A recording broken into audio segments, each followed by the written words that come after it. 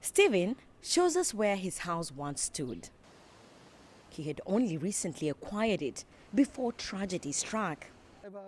A year ago, he was tending to his shop on the other side of Sugarloaf Mountain.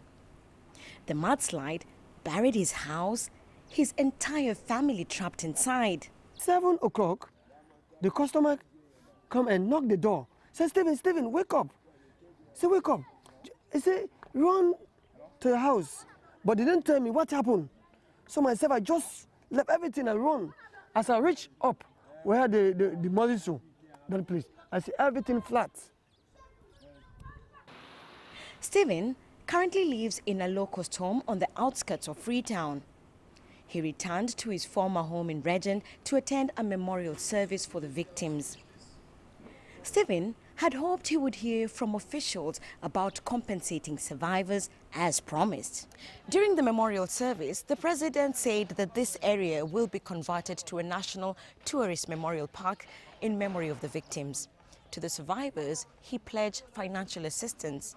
But many of the survivors are not too optimistic about this because it's not the first time such pledges have been made. Leaders that living in this community, they are failed. Let me say all of them, they are not affected. So they are not too much care, except those are close family with them. That's the only reason. The words of a man still grieving. Government has been handing out funds to survivors. A few others have been relocated. Malik is one of them.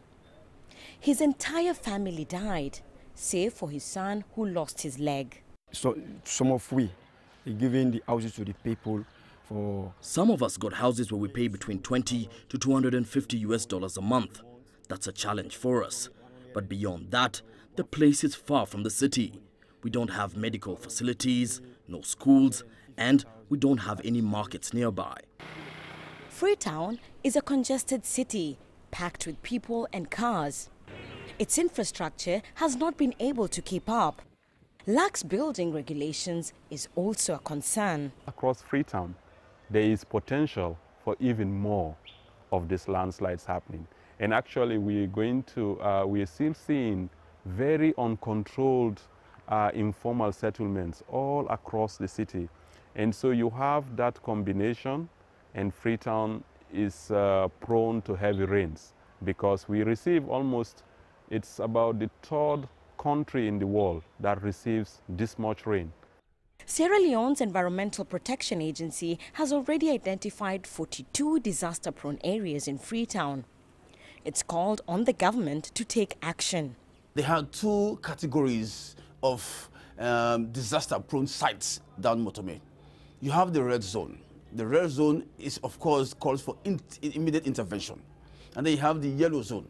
So, of course, the cleared area that you saw yesterday or you have seen today is the red zone that, of course, comprises of about 86 structures or more because some were in compounds enclosed. So we have taken care of that because that is really where the action took place the last time. Relocating so many people is an expensive process, though. And Sierra Leone is one of the poorest countries in the world. It simply does not have the funding. That means people like Stephen will have to wait for compensation, at least for now. Susan Mwongeli, CGTN, in Freetown, Sierra Leone.